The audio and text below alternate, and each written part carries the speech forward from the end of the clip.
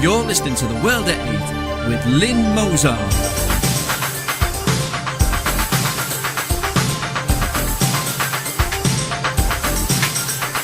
The World at 8, the number one in nationalist news.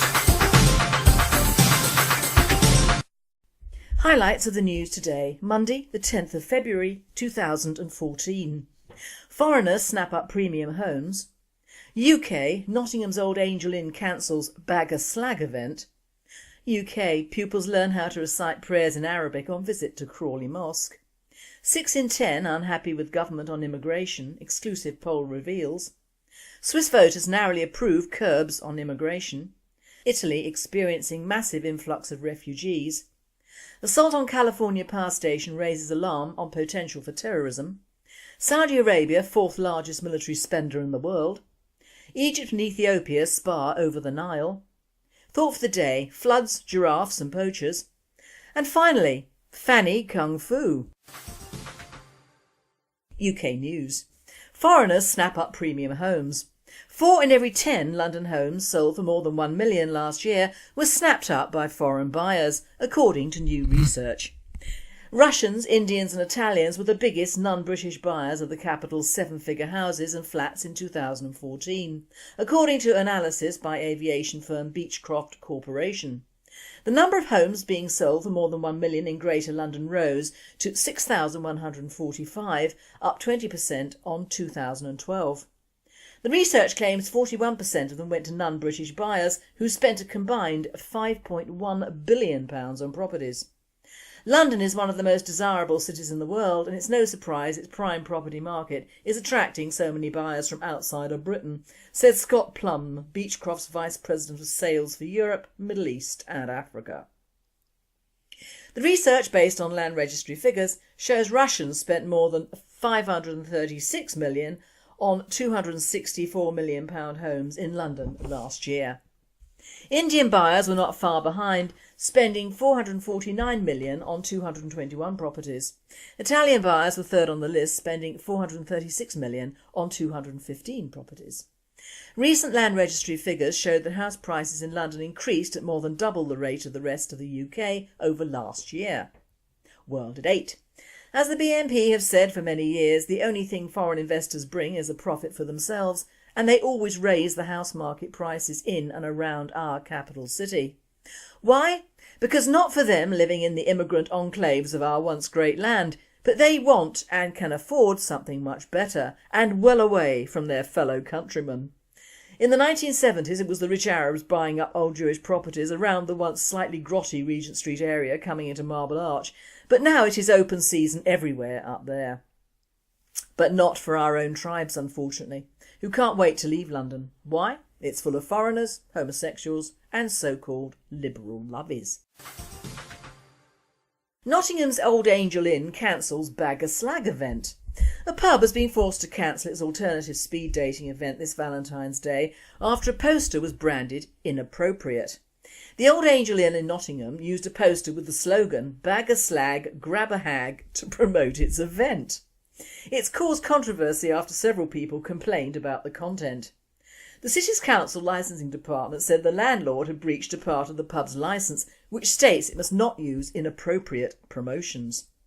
Ruth Greenberg from the Nottingham Feminist Action Network said the use of the word slag was offensive and derogatory to women.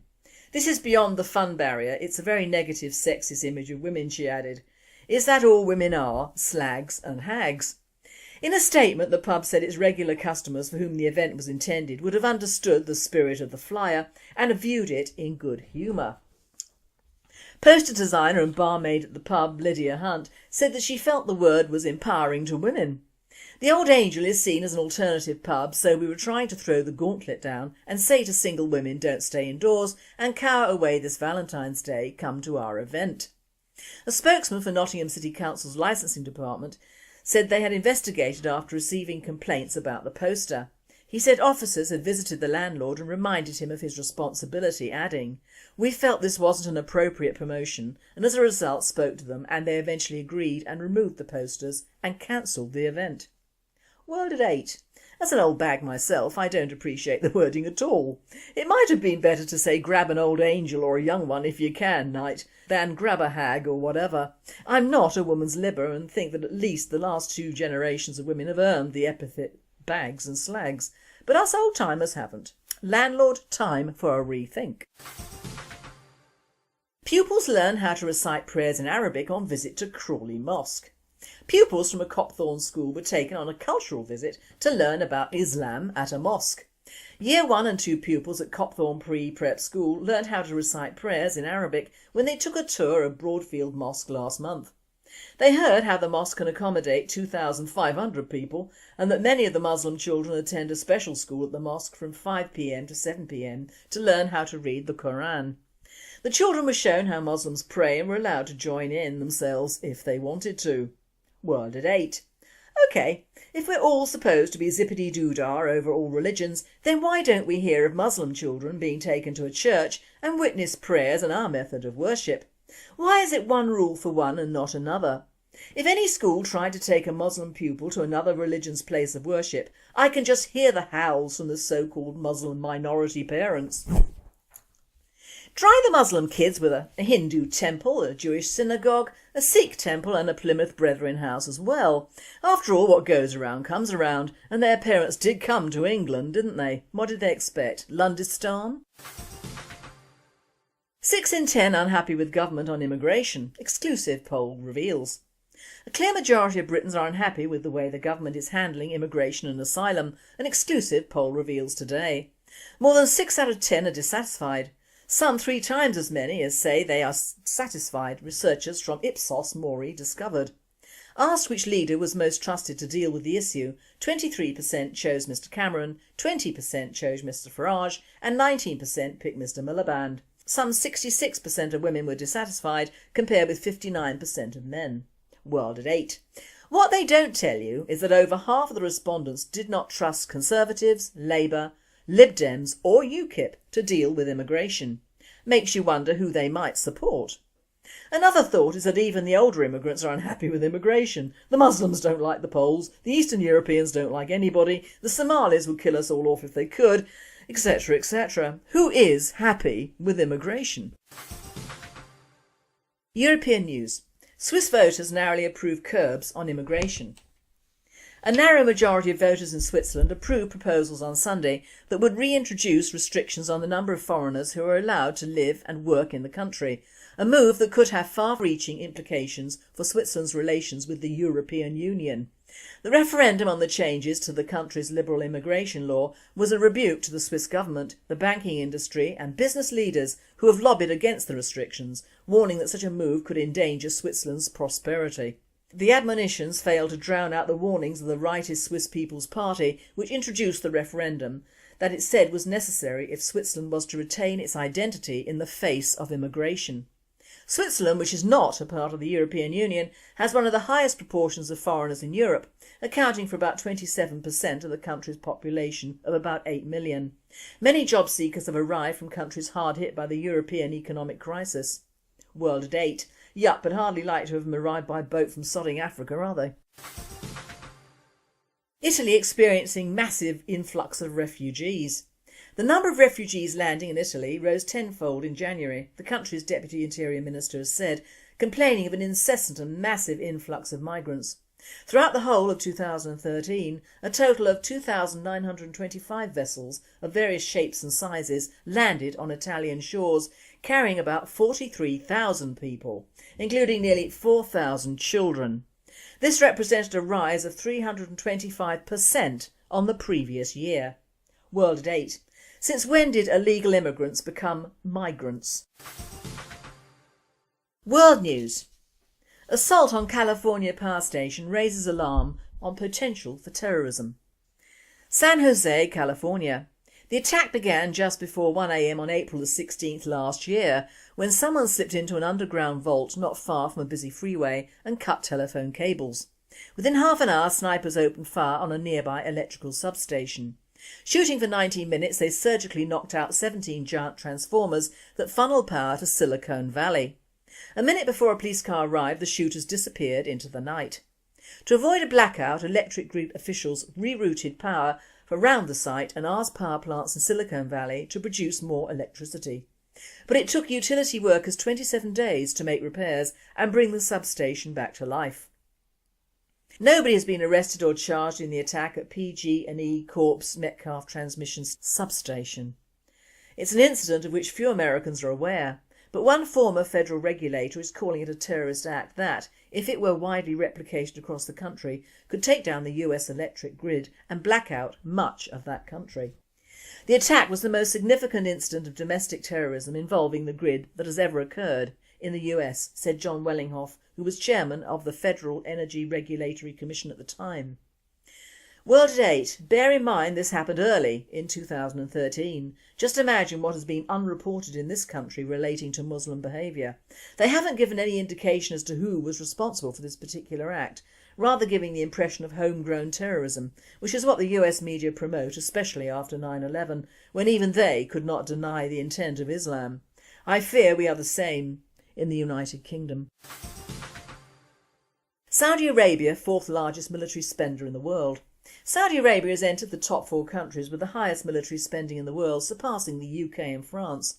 The annual report published by London's International Institute for Strategic Studies shows that Riyadh allocated almost $60 billion for its defence budget in 2013.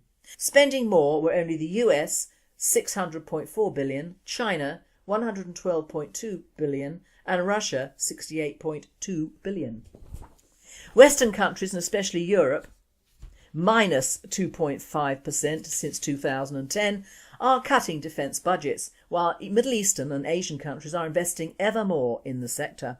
This trend in Saudi Arabia, as well as Oman and other Gulf countries, is seen as a result of concern over Iran's growing power.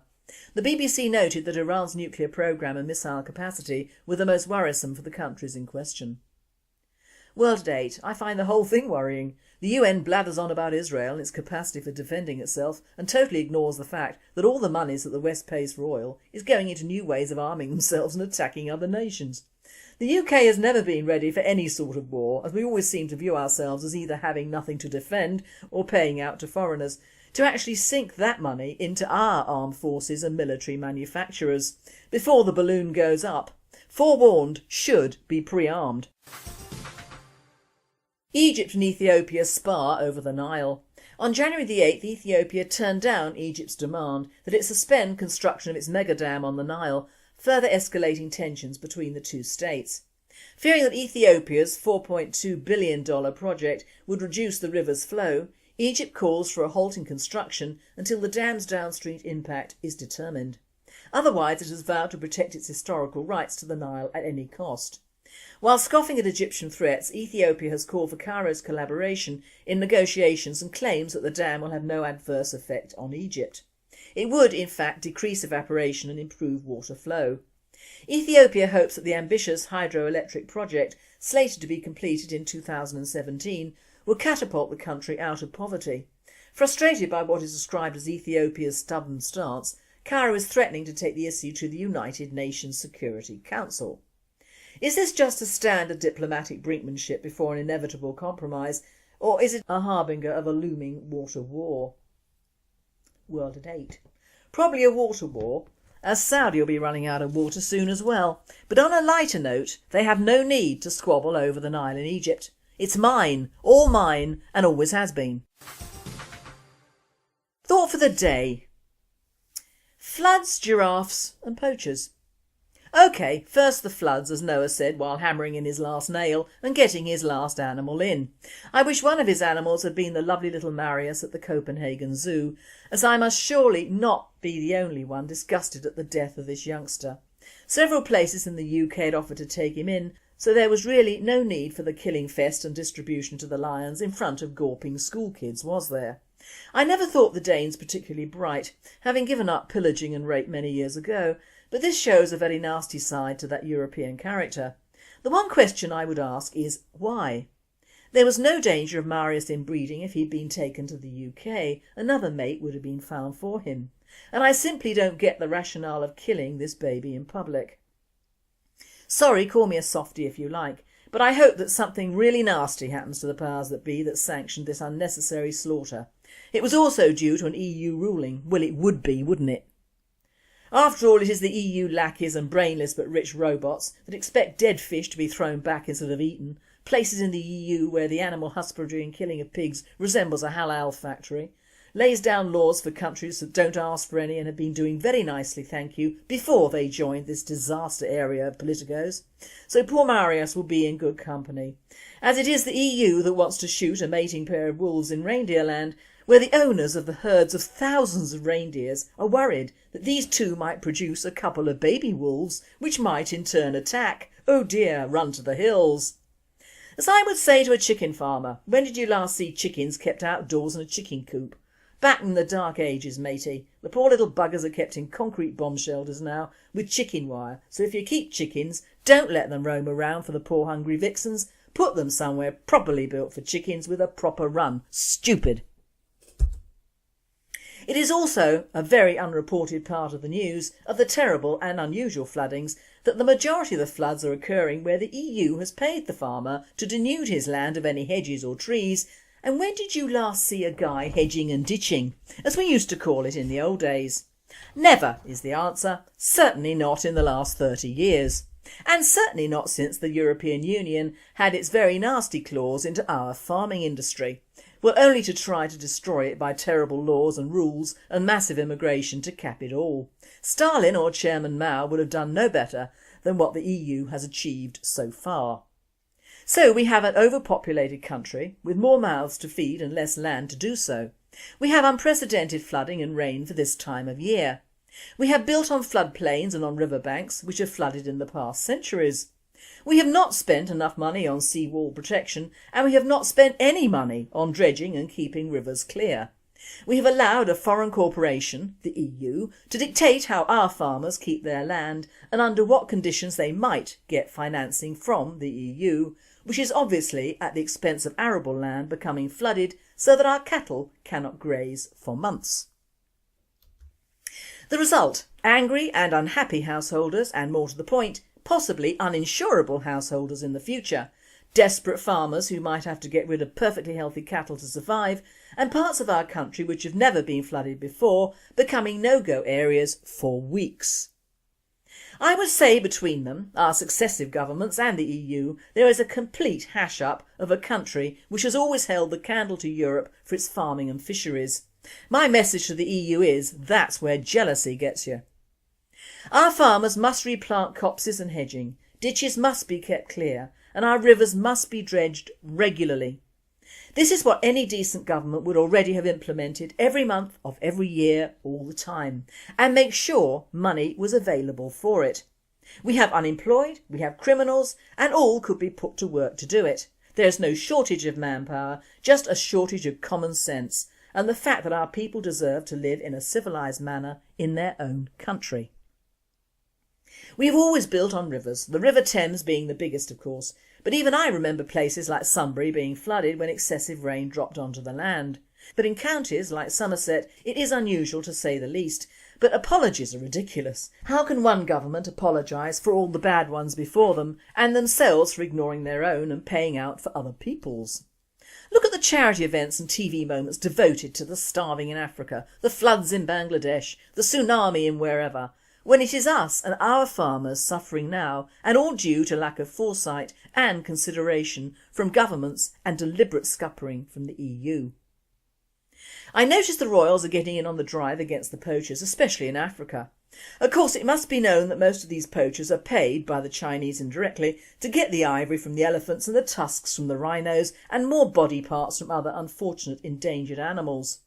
Along with the fashion industry, which has suddenly gone mad and forgotten anything about the origins and getting of fur of any variety, from cat to polar bears, snakeskin, crocodile skins, lizard skins, tropical bird feathers for hats, and in short anything non-human that a human can kid himself does something for him or his own. Now the cure for cancer does not lie in rhino horn, and you'd have to be a complete idiot to believe it, any more than bile from a live black bear is going to hold anything really nasty going on inside you. I have come up with the one thing that would prove a deterrent internationally for poachers. It is simple: death by gun, and then hanging up on a nearby tree until rotting, rather like they leave the poor elephant families. Now that is justice, and that is right. No more bleating about poor villagers and starving kids. It's all about greed, not survival of the human species. Get over it. Back to the UK. Our farmers must survive, our fishermen must survive, and I don't give a tinker's cuss about the millions of foreigners in this country. I really don't care. You may quote me. This person doesn't give a rat's arse if you ain't English, part English or love England. Charity starts at home or the cobbler's children go the worst shod. And finally, vaginal weightlifting, kung fu for your fanny. Surprising advice from a sexpert, forget Kegels, lifting weights will do your pelvic floor more good, says sex guru who's trying to tempt women to take up vaginal kung fu. But inserting a jade egg with an attached pouch for weights into yourself isn't as easy to do over breakfast out with your friends a la Sex and the City's Samantha, now is it? Vaginal weightlifting has made a resurgence thanks to a tongue-in-cheek video by provocateur, innovator, illuminator, catalyst, quantum leap life coach, sexual muse, liberation master and pleasure savant, self-described, Kim Anami, entitled 10 Reasons to Lift Weights with Your Vagina. Really only 5 are of any particular interest unless you want to beat current Guinness World Record holder Russian gymnast Tatiana Kozevchikova, who can lift a 14-kilogram kettlebell with her bits and officially has the world's strongest vagina. This presenter gives up. Kegels work for me, matey. On reading some of the things I do, I buttock clench all the time, and you can bet if I walked around with a weighted egg in my private bits, the bloody thing would fall out and break. This must appeal to the Thai strippers and ping pong dancers. I must watch this video. You'll know when I've taken it to heart when I start walking in a very peculiar fashion. By the way, number 7, what is a pevis? You've been listening to The World at 8. I am Lynn Mozart and I wish you all a very good night.